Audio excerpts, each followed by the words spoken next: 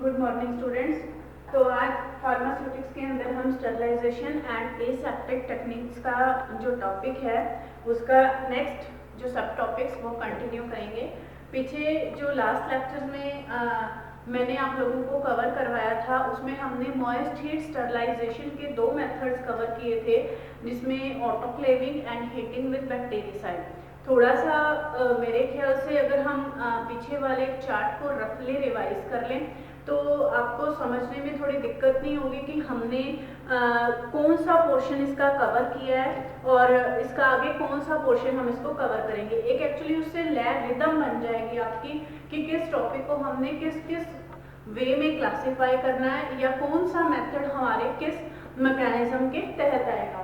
तो इसमें स्टार्टिंग में जो हमने किया था that is a different methods of the sterilisation. Methods का मैं छोटा सा रफली यहाँ चार्ट बनाऊंगी। इसमें हमने जो फर्स्ट हमने कवर कर रहे हैं, हम जो अभी पूरे कंप्लीट नहीं हुए, that is the physical methods.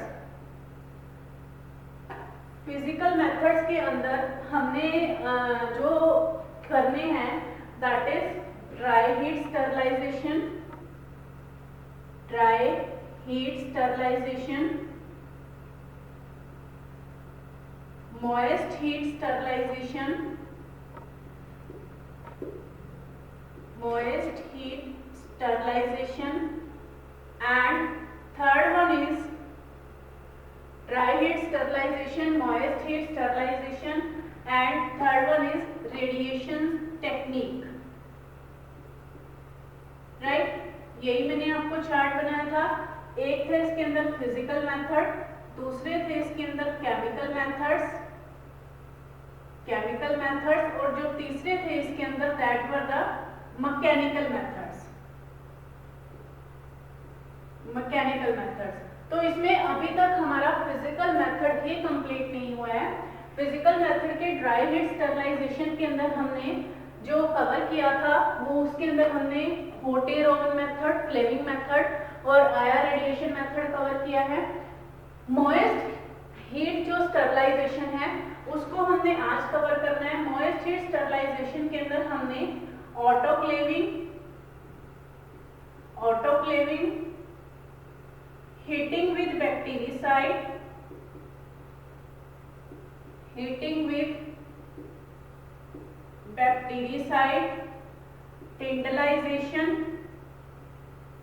टिंडलाइजेशन and pasteurisation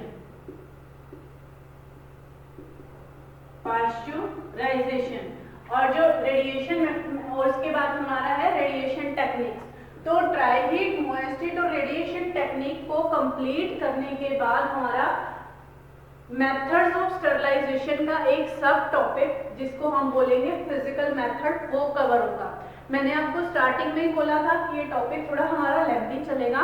ये चार्ट मैं आपको हर लेक्चर में इसीलिए बनाकर दे रही हूँ ताकि आपको ये समझ में आ जाए कि हमारा कितना टॉपिक कवर हो चुका है और कितना टॉपिक अभी पेंडिंग है। तो आज हम यहाँ इसमें स्टार्ट करेंगे टिंडलाइजेशन से। मॉइस्ट हीट स्टरलाइजेशन के हमारे दो ही मेथड रह गए इसके अंदर, tyndallisation and pasteurisation. First is the टिंडलाइजेशन।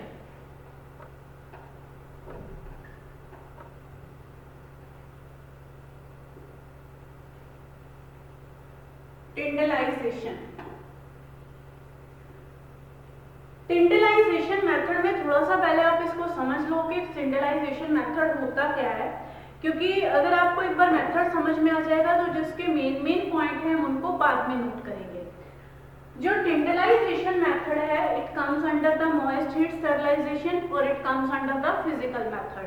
तो सबसे पहले तो अगर आपको आपके पास टिंडलाइजेशन के ऊपर एक नोट आ जाता है तो इसमें सबसे पहले आपको पता होना चाहिए कि जिस मेथड के बारे में पूछा गया है वो मेथड स्टरलाइजेशन की किस टाइप की टेक्निक के अंदर कैटेगराइज होगा। तो ये कहाँ से कैटेगराइज हुआ?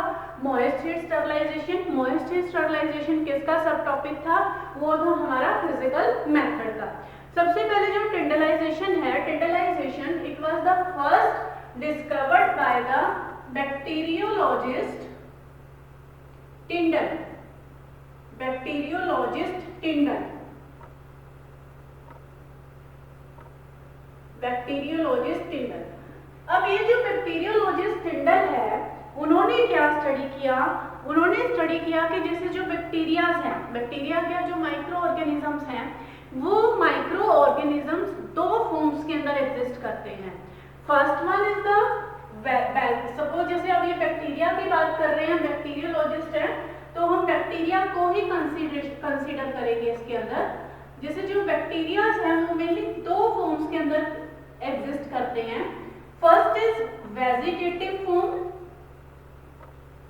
Vegetative form, and second one is, एक तो वेजिटेटिव फॉर्म हो गई और दूसरे हो गए हमारे पास स्पोर्स।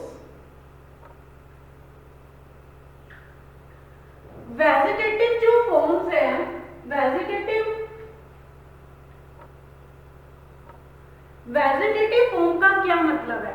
वेजिटेटिव फॉर्म का मतलब है कि कोई भी माइक्रो ऑर्गेनिजम्स जो नॉर्मली एग्जिस्ट करते हैं, कोई भी माइक्रो ऑर्गेनिज्म जो नॉर्मली ग्रो करते रहते हैं फेवरेबल कंडीशंस में, उनको हम वेजिटेटिव सेल्स बोलते हैं। और स्पोर्स मैंने आपको पहले भी बहुत बार बता चुकी हूँ कि स्पोर्स क्या होते हैं। स्पोर्स किसी भी माइक्रो ऑर्गेनिजम्स के वो सेल्स होते हैं जिन को जो बहुत लंबे टाइम तक इनएक्टिव स्टेज के अंदर पड़े होते हैं। ऐसा नहीं है कि वो डेड है, डेड सेल नहीं होते, वो इनएक्टिव स्टेज होते हैं कि जैसे उनको फेवरेबल कंडीशन मिलेगी वो ग्रो करना शुरू कर देंगे। तो टिंडल ने क्या किया? टिंडल ने, बैक्टीरियोलॉजिस्ट है टिंडल, उन्होंने ये स्टडी किया कि अगर हम 80 to 100 डिग्री सेल्सियस के ऊपर, 80 to 100 डिग्री सेल्सियस के ऊपर we will heat a material, उसको हीट किया for 3 successive days, for 3 successive days।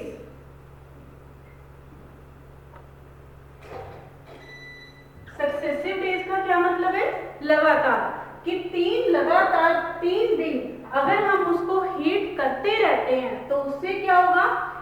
During the first day of heating, अब हमारा फर्स्ट डे है, जब हमने फर्स्ट डे उसको हीट किया तो क्या होगा? All the vegetative spores, vegetative cells, all the vegetative cells will destroy or will kill, will destroy।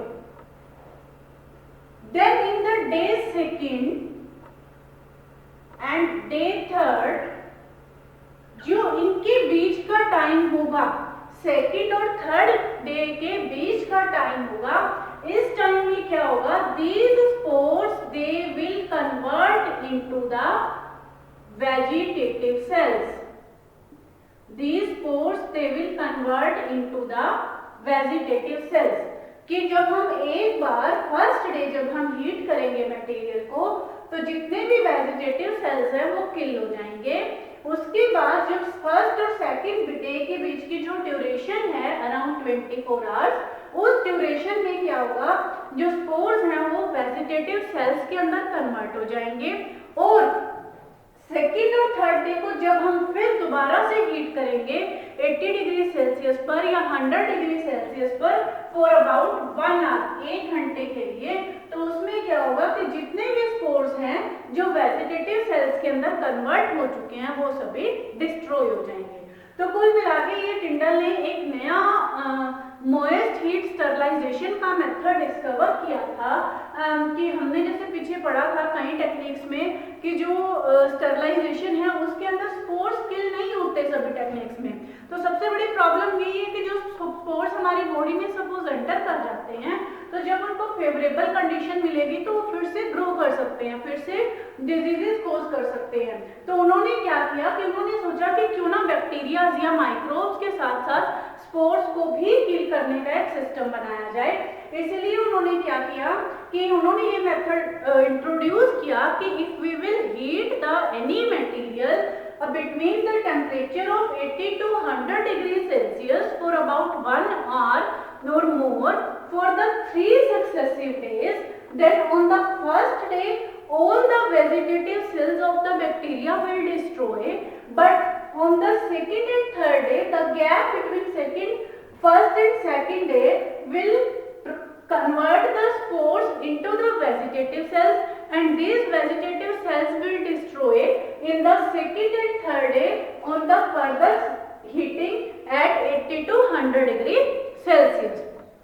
तो ये मेथड था सिंपल टिंडलाइजेशन का, बट इस मेथड्स के कुछ एक डिसएडवांटेजेस हैं। एक तो ये मेथड जो है it is not reliable method नहीं है। This method is not reliable. सवाल ये उठता है कि ये रिलायबल क्यों नहीं है? ये रिलायबल इसलिए नहीं है क्योंकि ये जरूरी नहीं है कि सारे के सारे स्पोर्स जो हैं वो बैक्टीरियाज के अंदर कन्वर्ट हो जाएं या वेजिटेटिव सेल्स के अंदर कन्वर्ट हो जाएं। जो कन्वर्ट होंगे सिर्फ वही इस टेम्परेचर के ऊपर डिस्ट्रॉय होंगे। दूसरा मेथड है we can not use this method on the pharmaceutical products. Pharmaceutical products के लिए इस मेथड को हम यूज नहीं कर सकते। इस मेथड को यूज किया जाता है only in the case of gelatin containing material और शुगर्स, उनके केस में। और स्पेशली जो टिंडलाइजेशन का मेथड है it is mainly used to sterilise the culture media. ये सिर्फ कल्चर मीडिया को स्टरलाइज करने के लिए यूज किया जाता है। अब what is the culture media? Culture media क्या होता है?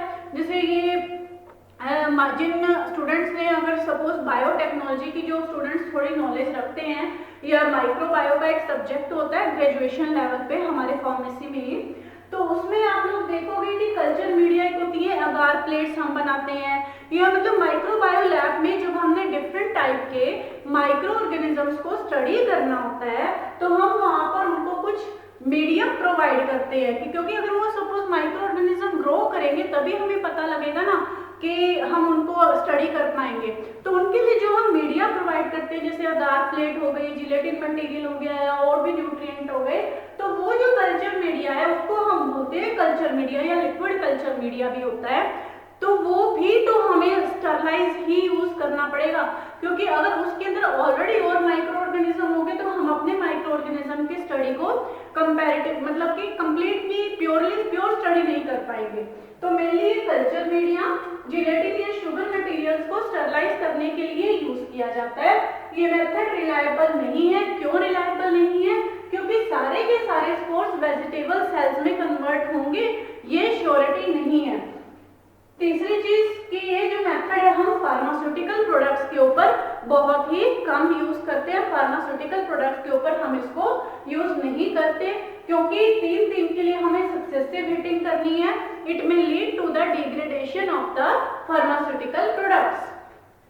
कंप्लीट है। तो नेक्स्ट जो हम कंटिन्यू करते हैं इसके अंदर पाश्चराइजेशन।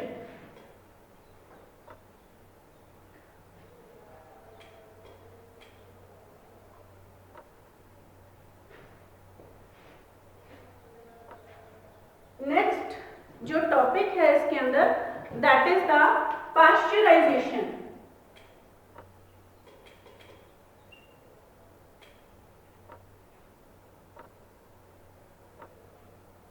अगर कहीं स्पेलिंग में कोई मिस्टेक हो तो I am very sorry for that. वैसे तो मैं ध्यान रखती हूँ कि कोई स्पेलिंग मिस्टेक ना हो। पाश्चराइजेशन का method, what is the pasteurisation? अब जो पाश्चराइजेशन है, पाश्चराइजेशन के टर्म तो आप लोगों ने पहले सुनी होगी। पाश्चराइज्ड मिल्क, जो आप मार्केट से वीटा का या अमूल का जो मिल्क की पैकिंग्स लेकर आते हो तो उसकी लेबलिंग पढ़ना आप, उसमें लिखा होगा it is the pasteurised milk. What is the pasteurisation? Pasteurisation का जो मेथड था वो सबसे पहले डिस्कवर किया था लुईस पाश्चर ने। लुईस पाश्चर ने एक्चुअली किसके लिए डिस्कवर किया था? He had discovered this method for wine. उन्होंने देखा कि जो हम वाइन बना रहे थे फर्मेंटेशन मेथड से या किसी भी और मेथड से वाइन का जो टेस्ट था दैट वाज वेरी सोर, बहुत ज़्यादा सोर यानी कड़वापन था। और उसमें जब उन्होंने आइडेंटिफाई किया, उसको टेस्ट किया, उसके टेस्ट कुछ केमिकल टेस्ट किए, तो उसमें ये पाया गया कि उनके अंदर, उस वाइन के अंदर जो वायबल माइक्रो ऑर्गेनिजम्स हैं, वायबल माइक्रो ऑर्गेनिजम्स हैं, वो वायबल माइक्रो ऑर्गेनिजम्स की क्वांटिटी बहुत ज्यादा थी। तो इसलिए उन्होंने क्या किया कि वाइन के सोर टेस्ट को इम्प्रूव करने के लिए उन्होंने जो पाश्चराइजेशन का मेथड है वो डिस्कवर किया था। लेकिन बाद में देखा गया कि अगर हम इससे वायबल माइक्रो ऑर्गेनिज्म को डिस्ट्रॉय कर सकते हैं तो इसका मतलब ये मेथड, और ये भी फाइंड आउट किया गया कि इस मेथड से कोई डिग्रेडेशन के चांसेस भी नहीं है, कोई न्यूट्रिशन वैल्यू भी खत्म नहीं होती है। तो इस मेथड को मिल्क के लिए यूज करने लगे, इसलिए उस मिल्क को पाश्चराइज्ड मिल्क कहते हैं।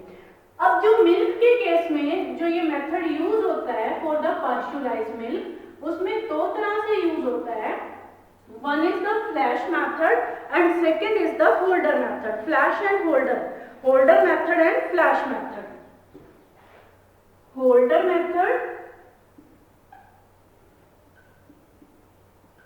and second one is the flash method, FLASH, flash method। दिया आपकी बुक में सब कुछ होगा, एज इट इज दिया होगा, आप वहां से रीड कर सकते हैं, लेकिन जिस वे से मैं आपको टीच करवा रही हूँ, फ्लो चार्ट्स की फॉर्म में, टेबुलर्स की फॉर्म में, तो आप भी अपने जो नोट्स हैं आप इसी फॉर्म में कंसाइज करो। आप देखो एक थ्योरेटिकल क्वेश्चन को, एक पैराग्राफ को पढ़ने में उतना इंटरेस्ट नहीं आता, ना ही वो दिमाग में रिटेन रहता है। जब आप इस डायग्राम को, इस फ्लो चार्ट को आप देखोगे तो वो आपको दिमाग में रिटेन रहेगा, और एज इट इज, क्योंकि पिक्चर रिप्रेजेंटेशन ज्यादा इफेक्टिव होती है as theoretical point of view से। बीइंग अ टीचर, अगर मैं आपको जज करूं कि कोई भी टीचर है, अगर आप इसको थ्योरेटिकल वे में लिखोगे या आप इसको इस तरह से फ्लो चार्ट की फॉर्म में, डायग्राम की फॉर्म में रिप्रेजेंट करोगे, तो आपका जो डायग्राम या फ्लो चार्ट की फॉर्म में जो कलरफुल आप बनाओगे तो उसमें मार्क्स ज्यादा स्ट्रेच होंगे। तो मैं आपको हमेशा यही सजेस्ट करूंगी कि जो आपको अपने नोट्स हैं वो भी आप इस वे में कंसाइज करो, तो बड़ा इजी हो जाएगा मुश्किल से मुश्किल टॉपिक में, और हर पॉइंट आप उसमें बड़ी इजीली कवर कर पाओगे।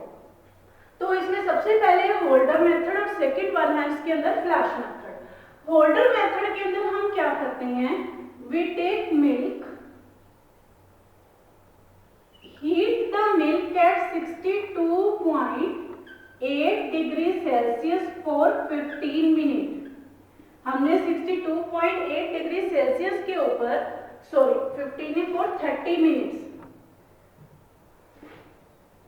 फॉर 30 मिनट्स हमने उसको हीट किया। हीट करने के बाद क्या किया, we will quickly cool the milk with agitation. हम उसको साथ के साथ स्लो एजिटेशन के साथ उसको कूल करेंगे। क्यों एजिटेशन क्यों करेंगे, टू अवॉइड क्रीमिंग, कि उसके ऊपर किसी भी तरह की कोई क्रीमिंग ना हो। आपको ध्यान हो कि जो पाश्चराइज्ड मिल्क है वो सिंगल टोन, डबल टोन भी आता है। सिंगल टोन, डबल टोन का मतलब यही होता है कि उसके अंदर फैट्स की अमाउंट कम होती है। देन पास द स्टीम, इसमें से हम स्टीम पास करेंगे। क्यों, टू अवॉइड एयर बबल्स, कि किसी भी तरह के जो एयर बबल्स हैं या जो एयर इंट्रैपमेंट है हम उसको अवॉइड कर सके। रीजन इसका यही होगा क्योंकि अगर एयर इंट्रैपमेंट होगी तो माइक्रो ऑर्गेनिजम्स के ग्रो करने के चांसेस ज्यादा होंगे। क्लियर है। दूसरा जो हमारे पास मेथड है वो है फ्लैश मेथड। इसको थोड़ा हम हाई टेम्परेचर मेथड भी बोलते हैं क्योंकि इसमें हम क्या करते हैं, मिल्क मिल्क को हमने इसमें हीट किया 71.6 डिग्री सेल्सियस के ऊपर only for 15 second. Time difference देखिए, टेम्परेचर का डिफरेंस इतना नहीं है लेकिन टाइम का डिफरेंस बहुत ज्यादा है। सिर्फ 15 सेकेंड के ऊपर मिल्क का एकदम से हमने इसमें टेम्परेचर राइज कर दिया and then quickly cool this and then quickly cool. तो ये दो मेथड्स है हमारे मिल्क को पास्चराइज करने के, holder method and the flash method.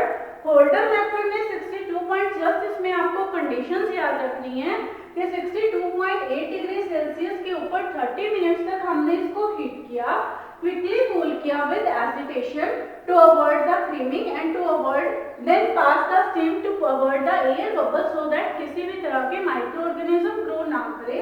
और जो फ्लैश मेथड है उसके अंदर हमने थोड़ा टेम्परेचर हाई कर दिया, इसलिए इसको हाई टेम्परेचर मेथड भी बोलते हैं। ये दो मेथड है हमारे पास्चराइजेशन मेथड है जो मेनली मिल्क को स्टरलाइज करने के लिए यूज किए जाते हैं। इस मेथड की एक मेन एडवांटेज ये है कि इसके अंदर जो आपकी न्यूट्रिशन वैल्यू है मिल्क की, वो nutrition value as it is maintain रहती है। मिल्क की न्यूट्रिशन वैल्यू के ऊपर कोई भी इफेक्ट इसमें नहीं पड़ता। तो ये हमारा मॉइस्चर स्टरलाइजेशन के 4 मेथड थे, autoclaving, heating with bactericide, pasteurisation and tyndallisation. ये चारों मेथड इसमें हमने कवर कर लिए हैं। नेक्स्ट जो हम थोड़ा एक और टॉपिक है that is the radiation sterilisation. Radiation method है, रेडिएशन मेथड को कवर करके इसमें आज हम अपना फिजिकल मेथड जो है वो कवर कर लेंगे।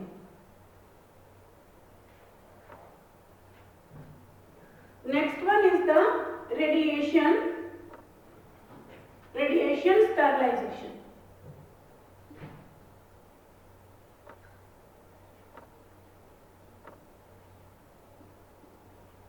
रेडिएशन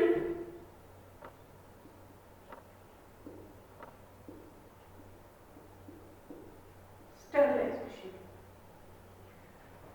जो रेडिएशन स्टरलाइजेशन मेथड है, रेडिएशन स्टरलाइजेशन मेथड को हम नॉन थर्मल मेथड भी बोलते हैं। Non thermal method, it is also called as the non thermal method, क्योंकि जो रेडिएशन स्टरलाइजेशन मेथड होता है, रेडिएशन स्टरलाइजेशन के अंदर जो मटेरियल का टेम्परेचर है वो बहुत कम, ना के बराबर ही रेज होता है। इसलिए ये बात तो क्लियर है कि जो रेडिएशन स्टरलाइजेशन है हम किस टाइप के प्रोडक्ट्स के लिए यूज कर सकते हैं, फॉर द थर्मोलेबाइल सब्सटेंसेस के लिए। अब जो रेडिएशन स्टरलाइजेशन है, रेडिएशंस मेनली हमारे पास दो तरह की होती हैं।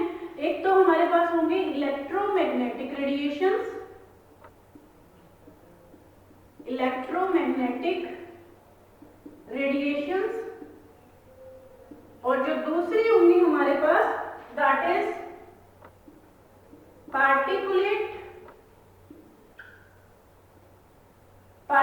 मैटर्स या पार्टिकुलेट रेडिएशंस। अब इलेक्ट्रोमैग्नेटिक रेडिएशंस के अंदर जो आपके पास आ जाएंगी, इसके अंदर तो हमारे पास आ जाएंगी अल्फा एंड बीटा रेज, और जो इसके अंदर हमारे पास आ जाएंगी gamma rays, x rays and UV rays. ये सारे के सारे जो रेडिएशंस है मेनली स्टरलाइजेशन के लिए यूज होती है, लेकिन जो मोस्ट कॉमनली जो रेडिएशंस हैं वो एक तो गामा रेज यूज होती हैं और एक यूवी रेज स्टरलाइजेशन के लिए यूज होती है। सबसे पहले अगर हम बात करते हैं इसके अंदर गामा रेज की, गामा रेज क्या होता है? गामा रेज, गामा रेज के केस में आप लोगों ने पढ़ा होगा कि जो अल्फा बीटा गामा रेज 3 तरह की रेज होती हैं। जो अल्फा रेज है वो हीलियम पार्टिकल्स की तरह होते हैं, जो बीटा रेज है वो न्यूट्रॉन पार्टिकल्स की तरह होते हैं, और जो गामा रेज है वो सबसे लाइट पार्टिकल होते हैं। जो गामा रेज है, गामा रेज की बहुत हाई पेनिट्रेशन पावर होती है, हाई पेनिट्रेशन पावर कि बड़ी जल्दी किसी चीज के अंदर पेनिट्रेट करती है। High penetration power, high speed होने की वजह से जो गामा रेज हैं, गामा रेज को हम स्टरलाइजेशन के अंदर यूज करते हैं। जो इसके लिए जनरली हम सीजियम या सीजियम 137 और कोबाल्ट 60, और कोबाल्ट जो 60 हैं ये वाले जो मतलब सोर्सेज हैं गामा रेज के लिए वो यूज करते हैं। अब बात आती है इसमें मैकेनिज्म की, जो गामा रेज हैं वो गामा रेज स्टरलाइजेशन करती कैसे है। गामा रेज एक्चुअली क्या करती हैं कि जब हम किसी सेल के ऊपर से गामा रेज को पास करते हैं तो ये सेल्स के अंदर जो कंटेंट है उस कंटेंट की आयोनाइजेशन कर देंगी। जैसे ही हमने गामा रेज पास की उस कंटेंट की आयोनाइजेशन करेंगे। आयोनाइजेशन करने के बाद जो सेल के अंदर जो डीएनए का स्ट्रक्चर होगा वो डीएनए का स्ट्रक्चर सारा इरेगुलर हो जाएगा। डीएनए का स्ट्रक्चर आपको पता ही है कि जो सेल है डीएनए है, डीएनए ही सेल का जो है एक मेन हेड है, सेल की सारी एक्टिविटी को कंट्रोल करता है। अगर सेल का डीएनए डिस्ट्रॉय हो गया तो माइक्रो ऑर्गेनिज्म अपने आप किल हो गए। तो गामा रेज का मेन एडवांटेज यही है कि हाई पेनिट्रेशन पावर है। टेम्परेचर जो है किसी भी जिसके को भी आप गामा स्टरलाइजेशन करेंगे उसमें टेम्परेचर रेज बहुत कम होगा। कंटिन्यूअस प्रोसेस है, प्रोसेस को कहीं भी रुकने की जरूरत नहीं है और वेरी रिलायबल और शॉर्ट टाइम मेथड है, बड़े ही शॉर्ट टाइम में और रिलायबल मेथड है। लेकिन मेन डिसएडवांटेज इसकी ये है कि आप इसको फार्मास्यूटिकल प्रोडक्ट्स के केसेस में कम यूज करते हैं। हम इसको मेनली कैटगट्स हो गए आपके, या जो हमारे सिरिंजेस हो गई, सर्जिकल अपरेटस हो गए या डायलिसिस मटेरियल हो गए उनमें यूज कर सकते हैं। दूसरी चीज जो गामा रेडिएशन, जो रेडिएशन स्टरलाइजेशन के लिए जो रेडिएशन चैम्बर्स हैं उसको ऑपरेट करना या इस मेथड को ऑपरेट करने के लिए हमें एक स्किल्ड पर्सन की जरूरत है और उस पर्सन को भी गामा रेडिएशन से अपने आप को सेव मतलब अपने आप को प्रोटेक्ट करना है। दैट में also be harmful that to the particular person. तो नेक्स्ट है इसके अंदर that is the UV radiations. UV radiations और गामा रेडिएशंस के अंदर डिफरेंस क्या है। UV means ultraviolet radiations. Ultraviolet radiations आपको पता है कि जो 210 से 328 नैनोमीटर के बीच की जो वेवलेंथ है that is the ultraviolet radiations. लेकिन उसके बीच में से भी 210 से 280 जो नैनोमीटर की रेडिएशंस होती हैं वो स्टरलाइजेशन कोज करेंगी और 253.7 जो है इस नैनोमीटर की जो वेवलेंथ है it will show the maximum sterilisation effect. ये हमारा अल्ट्रावायलेट रेज है। अल्ट्रावायलेट जो रेज हैं ये क्या करती हैं, ये मेनली जो सेल है, सेल के जो कंटेंट है सेल के अंदर जैसे अल्ट्रावायलेट रेज पड़ेंगी वो उसके अंदर जो इलेक्ट्रॉन, प्रोटॉन्स, न्यूट्रॉन, कुछ पार्टिकुलेट मैटर होंगे उनकी एक्साइटेशन कोज करेगी। जैसे उसकी एक्साइटेशन कोज करेगी तो वो आपके सेल का सारा स्ट्रक्चर डिस्टर्ब हो जाएगा और जो सेल आपका डिस्ट्रॉय हो जाएगा, माइक्रो ऑर्गेनिज्म किल हो जाएंगे। यूवी रेज को मेनली हम कोई फार्मास्यूटिकल प्रोडक्ट्स के लिए या मेडिसिन के स्टरलाइजेशन के लिए नहीं यूज करते। इसको सिर्फ हम एरिया, जिस एरिया के अंदर आपने काम करना है मतलब एसेप्टिक टेक्निक्स के लिए यूज करते हैं, वर्किंग स्पेस को स्टरलाइजेशन करने के लिए यूज करते हैं। क्योंकि अगर आप कोई भी स्टरलाइजेशन प्रोडक्ट बनाओगे तो जो वो आपका एरिया है, वो चैम्बर है, उसको भी वो एसेप्टिक एरिया होना चाहिए। तो आपके वर्किंग प्लेस को स्टरलाइज करने के लिए हम यूवी रेज को यूज करते हैं। बाकी इसके अंदर जो मेनली गामा और अल्ट्रावायलेट रेज थी ये आपकी रेडिएशन स्टरलाइजेशन टेक्निक कंप्लीट हो चुकी है। फिजिकल मेथड आपका कंप्लीट हो गया। नेक्स्ट जो टॉपिक है उसके अंदर हम केमिकल मेथड से कंटिन्यू करेंगे।